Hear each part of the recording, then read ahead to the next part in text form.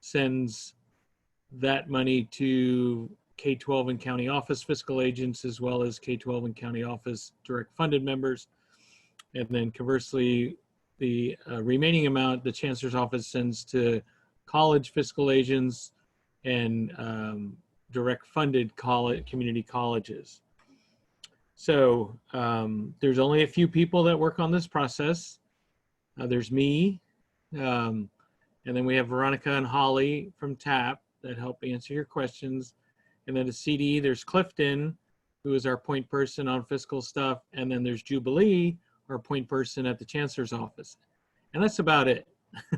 So it's a very small group. So if somebody thinks there's some huge bureaucracy, there is a bureaucracy behind it. There's legal, there's contracts, there's all these controlling agencies and you know, procedures that you have to jump through. But as far as creating the IA with you, documenting it, packaging it, there's only a handful of people. So just wanted to make sure people were clear on that, that there wasn't some huge organizational machine. So what's happening now is we worked with you, you know, TAP and I, through Nova, we cajoled you, we pushed you, we got all the numbers, and then we made you do it again because of the revise. So we got those numbers. So now we're set to go. We have packaged it, and now we just found out it has to wait because there's no budget, and the budget hasn't been chaptered and passed. So we did all this stuff to push it along, and now we have to wait until the legislature and the governor figures things out. So that makes it a little precarious because we lose at least a month, maybe more, in this process. So it just seems like this is a process that from the start has never worked very well, and it's not anybody's fault, and there's nothing you can really fix because you can't magically move $300–400 million from one agency to another agency.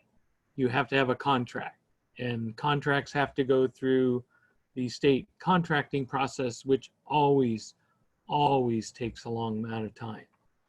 So what are the solutions? Could we give the money all to CDE? Well, that would be up to the governor. And could CDE do the same thing that the chancellor's office does and do an IA back over to the colleges and the chancellor's office? I mean, that would be up to the governor, but I think they set it up with the legislature to have it going through the chancellor's office for a specific reason. So I don't know if that's a practical solution. There are things like changing the mechanism, maybe, you know, doing some kind of apportionment for K-12. I don't know how that would work, you know, giving CDE X amount of dollars based on some kind of accountability practice, whether that's ADA, positive attendance or whatever, and then CDE would manage that. But that would change the whole way we've been doing business, because right now we're not basing it on seat time, we're doing it based on need, which seems to be working well. So there's pros and cons with that one. And we could try to speed up this contractual process, but it's its own animal. It does what it does. So, you know, there are some ways. Why does the colleges and the college fiscal agents get their money so soon? Well, they don't have to go through the interagency process. So could everyone go through that process? I don't know. Is the political will there? Is the field willing to accept that? That could be something, you know, for discussion, but I don't know if we have the political will to do that. Is the question of getting the money timely versus who gives you the money? I mean, where are you willing to draw the line? So I just wanted to introduce those ideas, give you an update. We're kind of stalled right now, but we do have everything, but it is frustrating because we started this process 4 months earlier than we have, hoping to get the money out on the street, and now we're still slowed down by bureaucratic processes. So I'll pause there to see if we have any comments or questions. Let's see, there's 15 new messages here. Nancy says it's important that we get the funds in a timely manner as the districts are not going to loan us money. So Nancy, does it matter who gives you the funds? Does it matter if a certain state agency gives you the funds, or does it have to be a specific state agency that has given you the funds in the past? I don't know what the downside is to that. I don't know, what do people think about that? Is the importance of the funds trump the timeliness of receiving it? I mean, that's kind of a political question. I don't want to put you on the spot, and maybe that's for more discussion.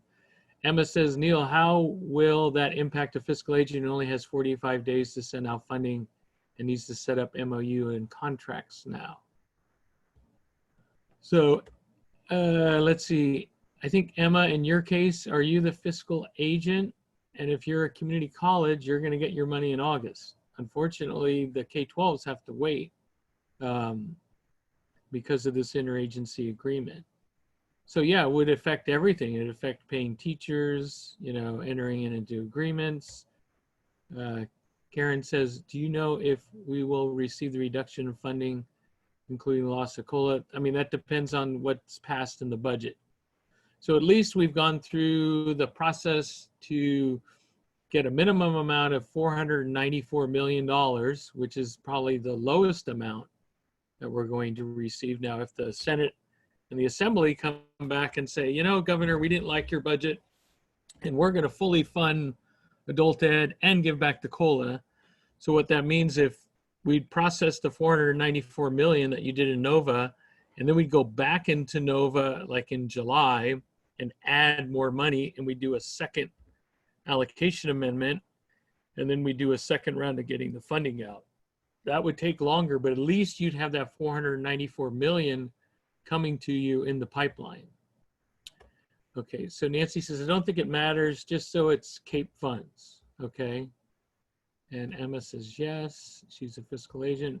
Jody says, is there any way to establish a preliminary agreement that allows for initial disbursement, then make the revision? So the Board of Governors and any board is not going to approve any kind of preliminary numbers. They approved the governor's proposed budget because that was publicized.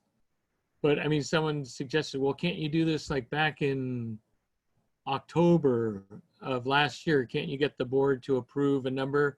And that's not going to happen. The board has to see something from the governor, and we take that to the board approves it, then we take that to contracts approves it, but then contract says, wait, this isn't passed by the legislature, so we're going to sit tight until we get the funding information from the legislature and all the funding codes that go along with a signed budget. So we're kind of stalled in that area. So we're kind of handcuffed if we want to do this contractual agreement with the constraints of a contract. Now, and that's a contract between agencies. Now, if we just had one agency do it, we wouldn't have to go through this contract process. Or if we had a separate process like an ADA process, you could not have to deal with this anymore. So, but those are big political decisions, and I don't make those political decisions. Those are just options. Janet says, as a community college rep, I would prefer on getting the funds from CC. Okay, yes. We're not planning to change that. We're trying to figure out a way to get the funds to the field quicker. Karen says, when we read news regarding increasing funds for K-12, does that include adult ed? We've seen in the Senate proposal, it was fully funding adult ed. I'm not sure what the Assembly was and what they're working on, so stay tuned. Passed by June 15th, sent to the governor. So we'll see what's going to happen next week. You know, they still have a lot of negotiating to do. So stay tuned on that. But at least we have our 494 million all set up, ready to go. The question is, how late is that going to get to K-12 and county office agencies? And we have some ways to get it to you really quick, and then we have some ways to get it to you really slow. And it's a political conundrum. Okay, so any other comments on this topic? I know it's kind of volatile. Let's see, Bronca says, when it comes to delayed disbursement at the state level and at the local level, I understand there are fiscal issues with parent LEA institutions where they need to carry adult ed for a while, but don't other aspects of K-12 work on the promise funds for the programs until they truly arrive to local county church? Isn't the whole concept of deferred that the legislation is about what is promised and not really delivered, or what is really in the coffers? Not sure I'm getting it, but I know schools had to borrow funds last year. They had to pay interest. And it appears that that is not an option this year because schools got cut. So they're not willing to give adult ed another loan in some cases. So it is very critical to get those funds out or schools are not going to be opening. So it just seems like we need to work out another way to do this. So Kristen says, sorry if you've already answered this. Will June 1920 payments be deferred as might happen with the port? I haven't heard anything about that. I think there was a little hiccup in the CDE releasing of funds, but that was due to an internal situation, not a deferment. So by law, and they haven't changed statute, those 11 installments, although they came late, starting in January, they're supposed to come through till this month. So you should be getting another state thing.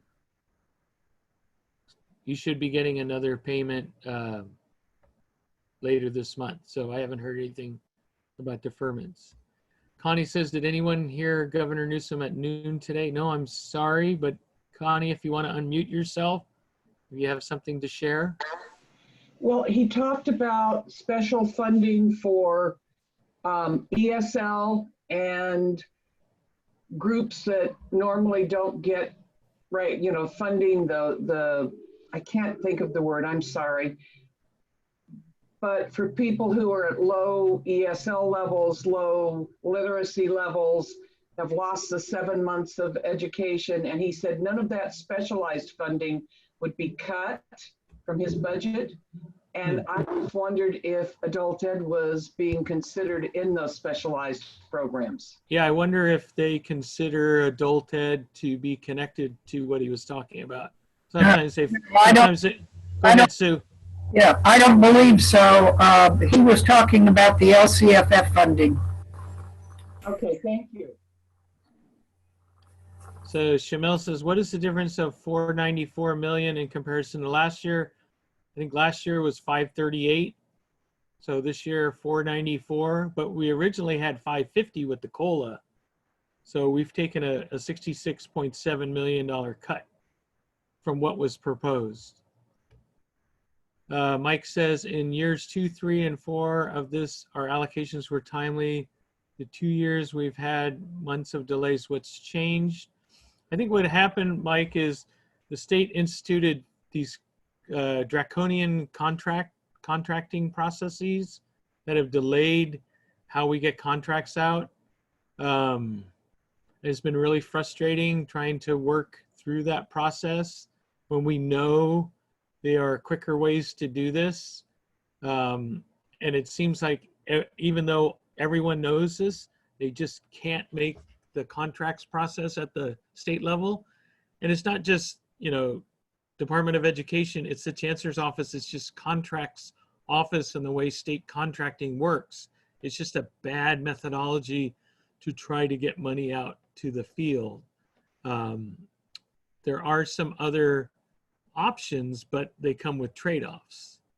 So it would just, you'd have to be comfortable with the trade-offs. And I think any trade-off of getting money to students and programs that need them and to teachers is a trade-off I'd be willing to take no matter what the trade-off is. So, so that's the big change. It's the bureaucracy and the process. So an interagency agreement, it just isn't a good process, and it always takes longer than we expected. So we have to work out another way to get the funding out. We can't use that process, but it doesn't seem like anybody wants to figure out a way to look at this. So maybe with the urgency of this year, we'll look at other options and people will say, well, I don't care who gets me the money. I just want the money on time. So Kristen says, my controller asked me, yeah, I haven't heard anything about deferred payments. It should come in June. That's our last payment for 1920. And then, okay, Beth was, all right. Right, and Mike said trade-offs are better than discontinuing services. Yeah, I think so. I think, I don't know, I don't speak for the state today when I'm talking about these trade-offs, and they have to have the political will to deal with the trade-offs. So maybe that's something you guys can voice, that, you know, you don't care about what process is used. You just want this money in time before classes start in the fall, and whatever we need to do, we need to cut through the bureaucracy and make it happen. So, I mean, that's my little soapbox there. But I can't go much farther because that gets into policy and it's politics, and then you probably have somebody else here on Fridays, and I'll be breaking rocks down at some, you know, state facility in Pescadero. So anyway, all right. Any other comments on this conundrum that we're dealing with? And Nancy, I know Pajaro Valley really, Watsonville adult, you guys really need that money. So I'm working hard, and I hope people can, you know, get behind some of these trade-offs that we're talking about. And, you know, for political reasons, just, hey, let's put our political differences aside and just get the money out to the students and the teachers who need it. So, all right.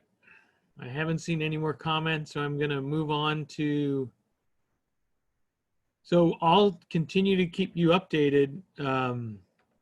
And we'll be talking about this on Monday, about the delays. And I guess we'll be brainstorming those options throughout next week. And so we'll see where leadership wants to go with that. Eileen says, will you be sending out a statement on the delivery of the funds? No, I won't personally. I think there'll have to be a decision between CDE and the Chancellor's office on what they want to do. We can just tell them about the delays and we can go over the options.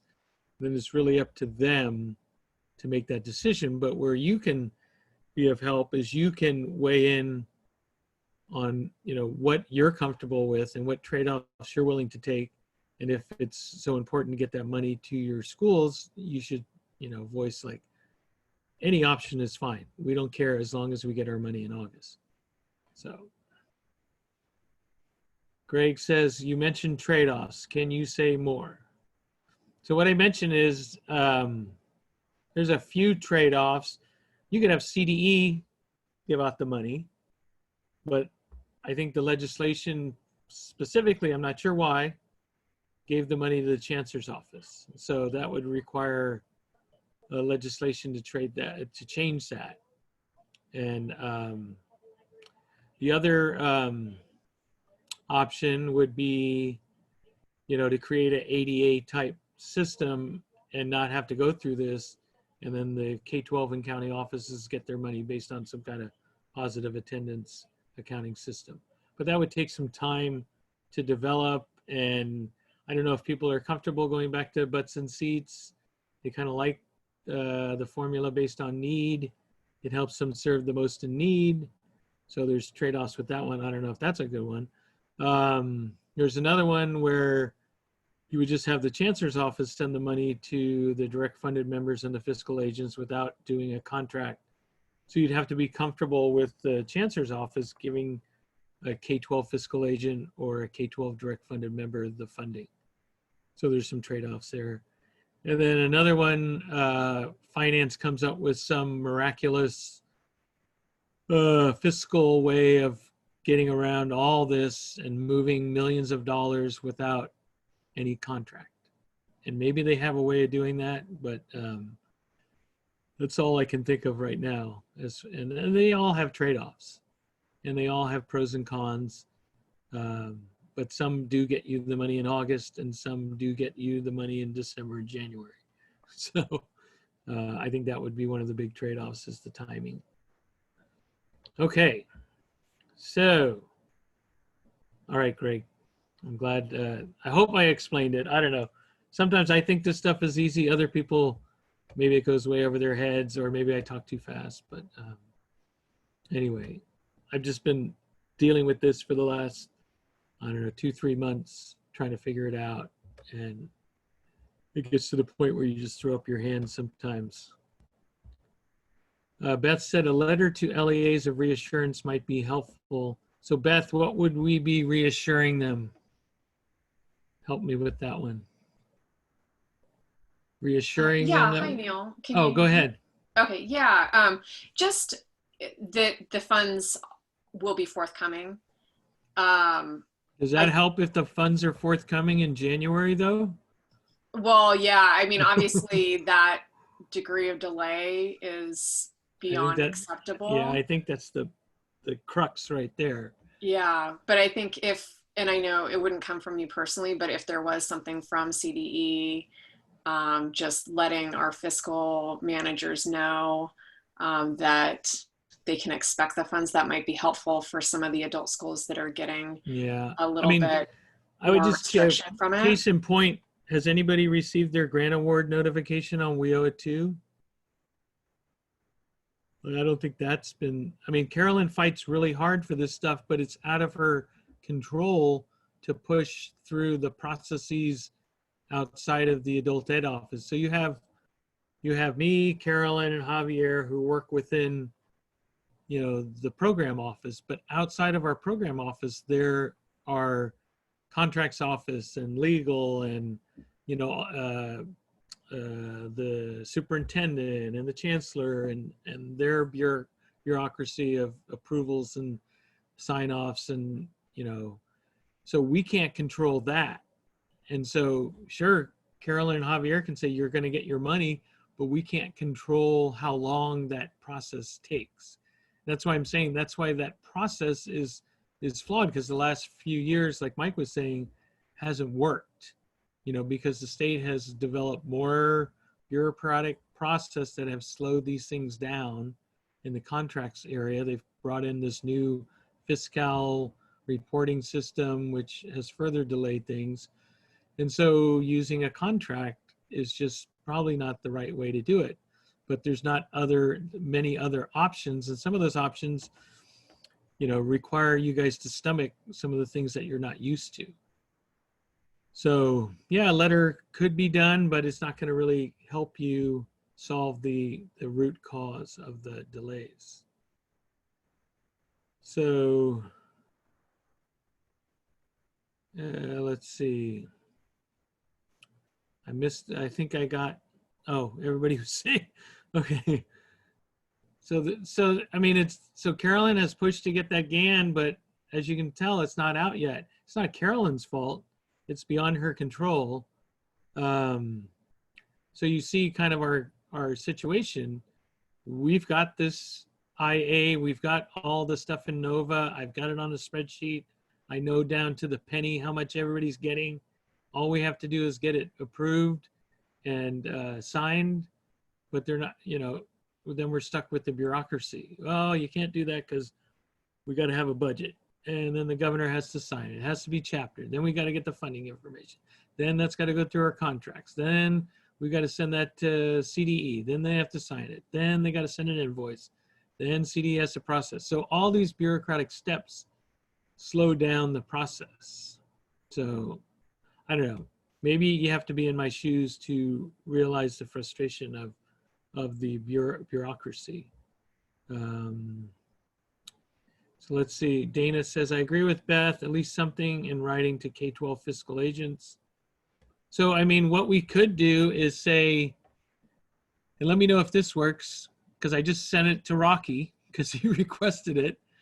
Rocky said, hey, can you send me a notice saying that you've approved our CFAD? And so we could have TAP generate and post on the website kind of a basic form letter that says, congratulations, your 2021 CFAD has been approved and we are processing it for payment. Is that something that would suffice? Because we won't have the money until the budget signed and the contract signed, but at least we could send that out because everyone has submitted. I guess we'd have to check to see if everyone has certified or approved their allocation amendment. So for consortia that have gone through that process, we could generate that letter for them and send it to them. So let's see, something Ed Services or CASPO, it might be helpful. CAEP funding approved and in the pipeline. Okay, I heard that final signatures from DepSoup are getting done soon. Okay, Jody, what do you mean by that? The WIOA funding, the GAN. Oh, okay, all right. Yeah. I thought we were on CAEP. No, that was way back when we were talking about the GAN. Oh, okay. All right, so that's good news, right? Yeah, like Sue shared, I think it's at Deputy Superintendent's office for the final signatures, and then both the approvals for the applications and the GAN notification will go out at the same time. That's what Okay. Carolyn shared yesterday. Okay. Well, that's at least some good news. So Jody, I don't want to put you on the spot. How do you feel about some of these options for CAEP? The options for getting the Getting the notification funding out. out sooner. I'm Or not you- certain.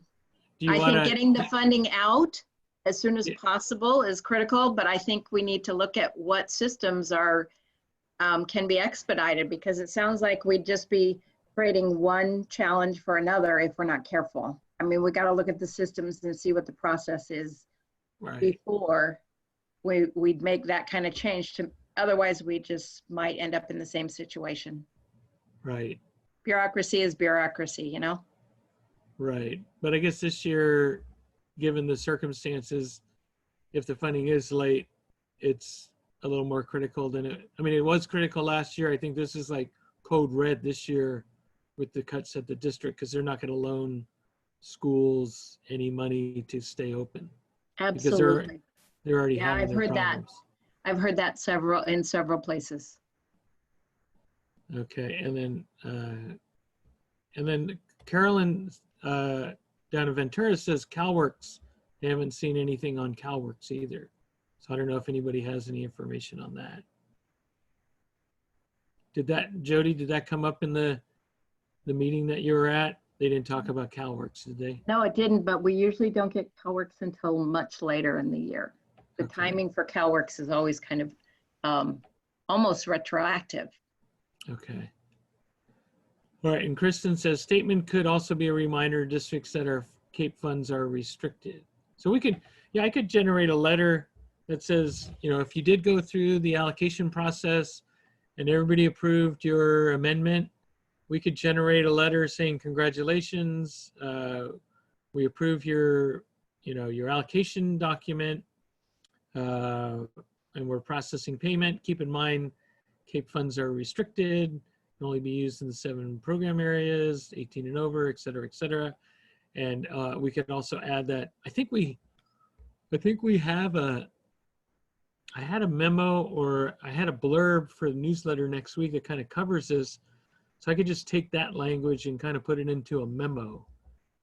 So it would be a CFAD approval and a reminder on restricted funds. And if you don't follow your plan, that you could be reduced if you don't allow your adult school to spend their money.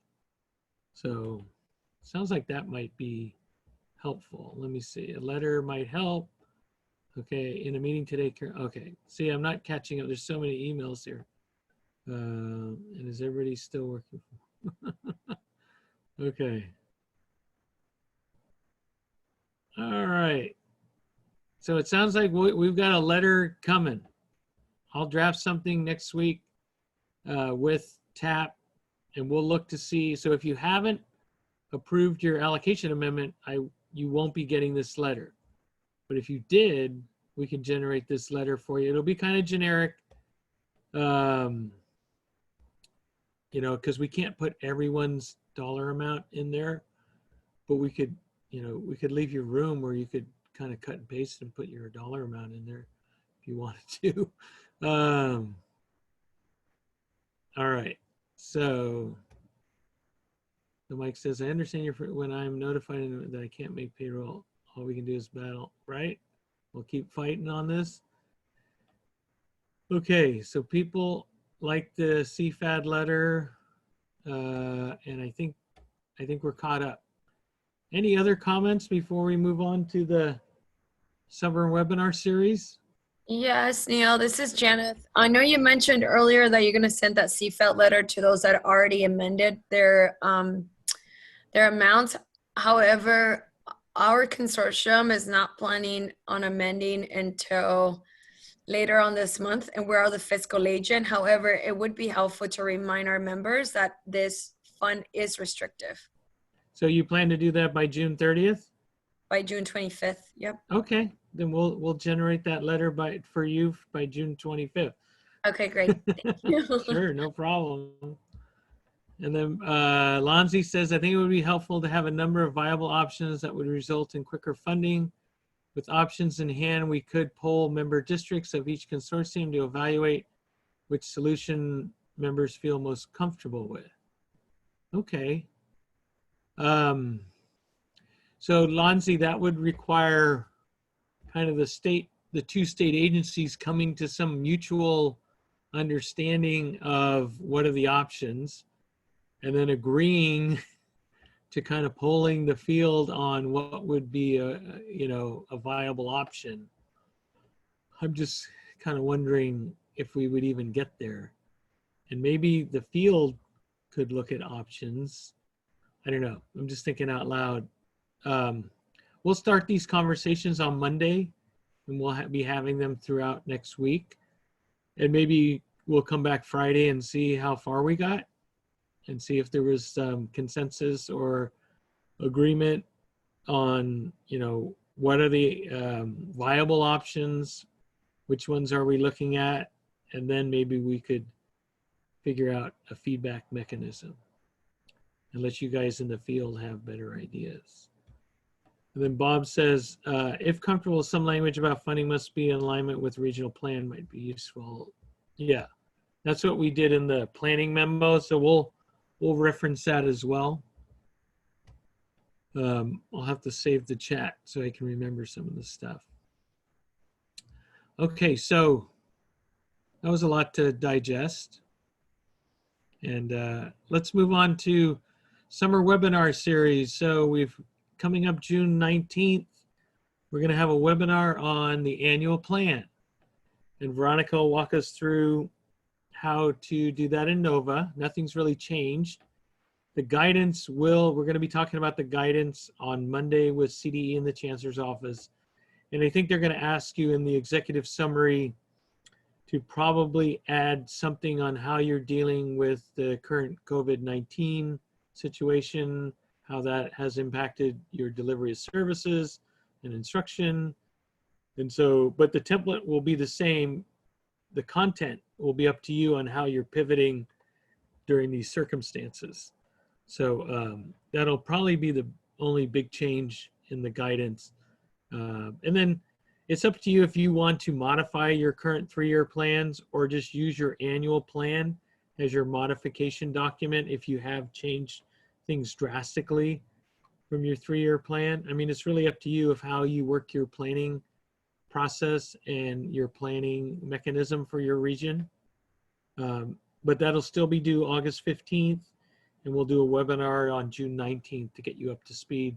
All members do have to approve that annual plan once you submit it. Then in July, we'll have CASAS do a webinar to go over how to do Q4 or end of the year submission of data. So that'll be exciting.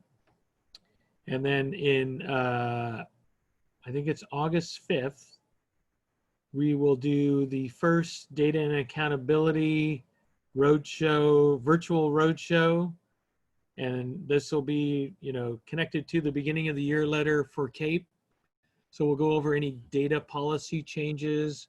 We'll have Jay Wright cover any nuances for CASAS for 2021. And then we'll have Randy Tillery from West Ed go over any MIS or COMIS nuances for 2021. So it'll be a TE and a MIS webinar, and I'll start off with any policy changes. So that'll be August 5th to get you ready for the school year. And then we'll follow up on that with regional meetings throughout the beginning of August into later into August. So each region will get a chance to have Randy, Jay, and myself to ask specific questions. So we haven't scheduled that yet, but they'll usually be after that first week of August. I think Veronica was looking at doing a Monday, Wednesday alternating schedule for, I think, 6 different regions. So we haven't scheduled the regions yet. And she said, yes, starting the 10th. Okay, and then let's see, we'll be scheduling a NOVA program hour and expenses reporting webinar. So we'll have Tim Harmon, who authored the recently released CAEP program hours and expenditure report that showed, what everybody put into NOVA. What were the fund sources you were leveraging? How many hours are you charging by program area? What does that mean for K-12? What does that mean for community college? So we'll have Tim kind of do a summary of his report, and then I'll go over the policy recommendations that we're adopting to make changes, because the estimates for 1920 for program hours and expenditures are due, I think it's September 1st, Veronica, is that correct? In NOVA? I don't have my due dates handy. Yes, okay. So then the final or the certified estimates are due December 1st, but we wanted to have this webinar before you put your estimates in, so we're gonna probably make some changes on who has to report. So I think if you're not showing any program hours, or if you have expenses and no program hours, or no program hours and expenses, we don't want those anomalies in the NOVA program hour process, because it just skews the data. And so if you're receiving CAEP funds, you should be running a program, so you should be showing program hours. If you're not, then you shouldn't be reporting in that system. So things like that Tim found in his report, we'll go over and then get you prepped for that September 1st deadline. And then that leads us to, I don't know, Veronica, am I missing anything that we've planned between June and August that I missed? We'll probably do a jail ed network meeting sometime maybe in July or August, maybe July, because I think August is getting pretty full. Was there anything else I missed, Veronica? In addition to that, we will be having other, how do I describe it? So we'll be rolling out a series of different webinars on different program area topics and category strands, like from our summit, previously recorded and new recorded webinars. So we'll be packaging up several series of webinars and be sending those out and offering them during the fall as well. Okay, do you think that'll be ready in August, or do you think that'll be maybe a little bit later? We'll probably roll it out September. Okay, which leads us to the virtual summit. I think we're looking at still doing it for October, and I'll let Veronica tell us a little bit more about what we're thinking about for the virtual summit. Okay, thank you. So as you all know, regarding the virtual summit because of COVID-19, we are going to move forward with canceling our in-person summit, which was scheduled for early October in Oakland, but we're going to be moving to virtual spaces for both the director's event and the summit for this year.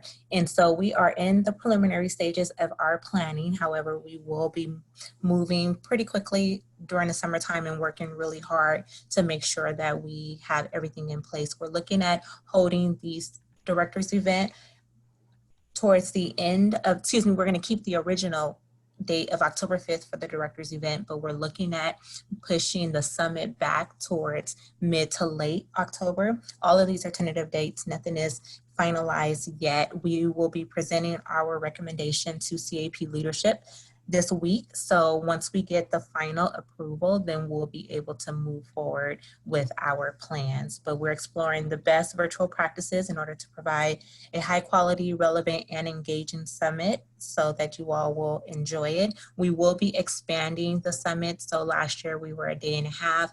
This year we were looking at 2 full days in person, but in a virtual space because of cognitive overload and fatigue at looking at a screen all day. We're going to be looking at offering pre-recorded sessions in addition to 4 days worth of live sessions. So a call for proposal will be coming out. Registration will be opening over the summer. So we will definitely have plans in place so that we'll all be able to experience a great summit this fall. And we'll also be working closely with our adult education colleagues and partners as we move forward in our planning phases. And then, like I said, we hope to have more definitive information over the next several weeks as we gear up our planning.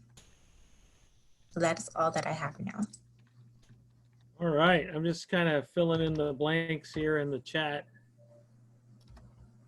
I don't know, I don't know what that cost us date is for the end of the year webinar. I thought it was the 22nd of July or the 23rd. Did I get it right? Maybe Veronica can clarify that. So Susie says, will there be a fee for the virtual conference? We're kind of, there's a few things that are up in the air. We'll know within the next couple of weeks. If things go the way we planned, we might have you pay in Bitcoin. Just kidding. No, it would be, we're hoping for a minimal cost, if any, for a virtual conference. So sorry, no, I was unable to mute myself. Okay. To answer your question, yes, the CASAS webinar is on June 23rd. Okay. And I also posted the link for everyone to register, and the full calendar is there as well. The regional network meeting dates have not been sent out yet, and they have not been finalized yet, but we're looking at the Monday and Wednesday starting August 10th. So Monday, Wednesday through the end of the month. So for 3 weeks, those Monday and Wednesday's dates. And I believe, I don't know if you answered Jody's question regarding if anyone can attend. And yes, just like last time, we're going to, of course, delineate different regions. However, anyone can attend any of the regional network meetings. We understand that the power in collaborating with different regions is definitely essential. So yes, we welcome anybody to register and attend for any of the regional network meetings. All right. So I don't know if Karen's mad at me or if that's a nice thing to put me on a cruise. I don't know, cruises are kind of dangerous these days. So maybe that's kind of she's mad at me about the money and just getting me the heck out of here. But if it was a nice thing, Karen, I'll take it as a compliment. If you're mad at me, I'll take it as like, get the heck out of town and get on that cruise and we'll never see you again. So,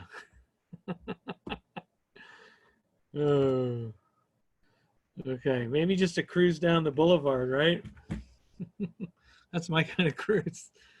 Okay, so we've got about 10 minutes. So the follow-up, I will draft a letter on Monday. We'll have TAP kind of go through NOVA and see who has submitted or certified their allocation amendments. And then we will generate that letter. And so if you don't hear anything by Monday or Tuesday, you can just email TAP. I know some people wanted that letter. So if you know you have gone into Nova and all your members have certified the allocation amendment, you could just say, oh, I'd like to have that letter as soon as you can, because I've got it written. I did a blurb from the newsletter, so all we have to do is kind of just put it on a memo format, kind of add a couple of things in about ed code and restricted funds, and I think we're on our way. So it shouldn't take that long. Marianne says certification of the allocation amendment is due June 30th. So yes, so if you're a fiscal agent, I didn't put too much pressure on you. I gave you till June 30th. If you were direct funded, I did put a lot of pressure on you, and I did cajole you to get me the numbers. And I have all the numbers from the direct funded consortia. And so that's what went to our contracts. And that's when I found out that despite having all this information, we just have to wait for the governor to sign the budget. So that's a little frustrating. So you're good. If you haven't submitted yet, you still have until June 30th, but we'll only generate the letters for the ones that have certified as kind of a reward. And then you can show your fiscal person. So if that's an incentive for you fiscal agents that haven't certified yet, then you could say, hey, we need to do this so we can get our letter. So if that helps. And then Kristen says, is there a weekly office webinar next Friday, or is it next webinar, the annual plan webinar on June 19th? So Veronica, what were we going to do next Friday? I thought you were off. Were we still going to do a office hours and then do the annual plan on the 19th and then do kind of close for the summer after the 19th until we pick things up back at the end of July?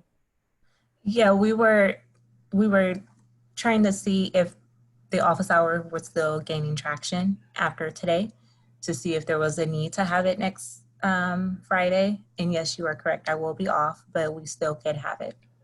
Okay, yeah, because I think if we get more information on this funding disbursement situation, it'd be good to talk about it next Friday.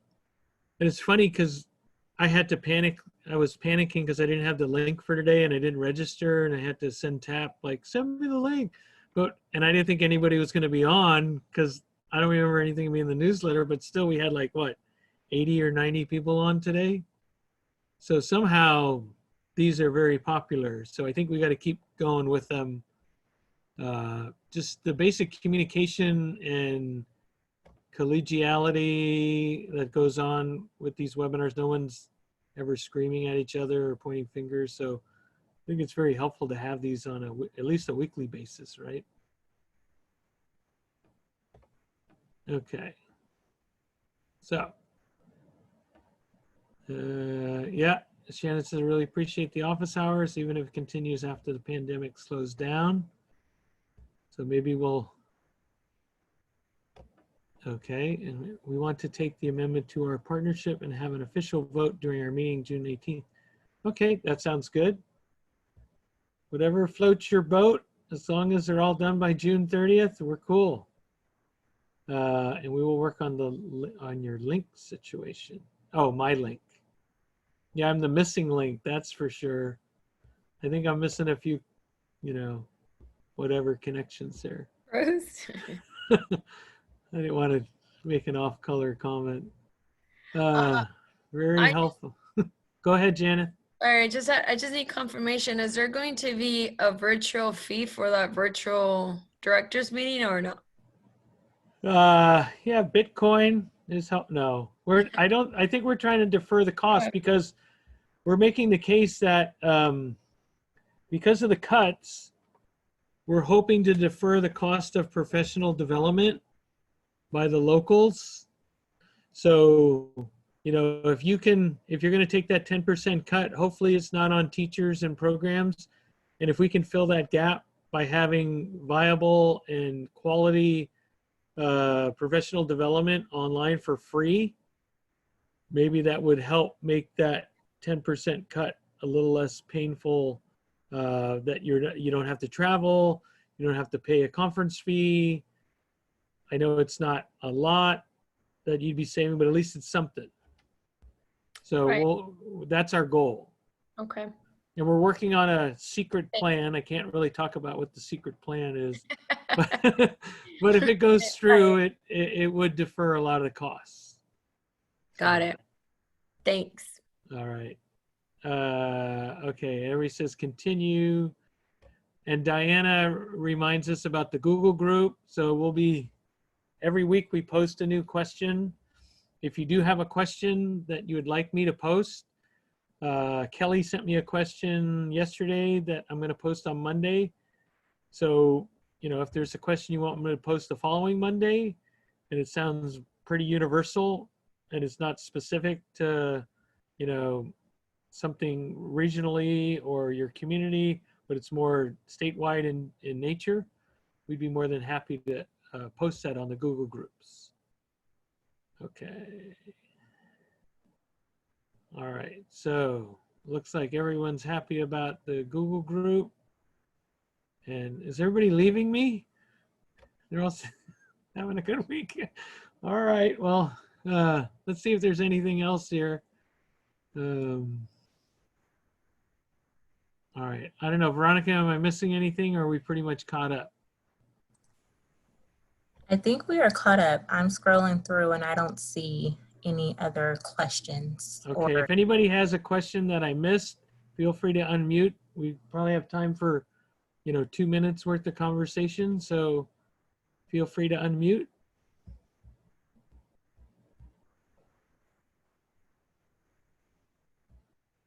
Okay. Or something to think about this weekend, like Lonzi was saying, if there's a way, a feedback mechanism that we could do, if the state agencies can't bless a official mechanism, if there's something you guys can do to kind of look at various options that you'd be willing to live with and see what the temperature is out in the field, that would be very helpful. I just can't lead that without the approval of state leadership, because then it looks like I'm creating my own policy. Thatcher says, what's your favorite book behind Neil?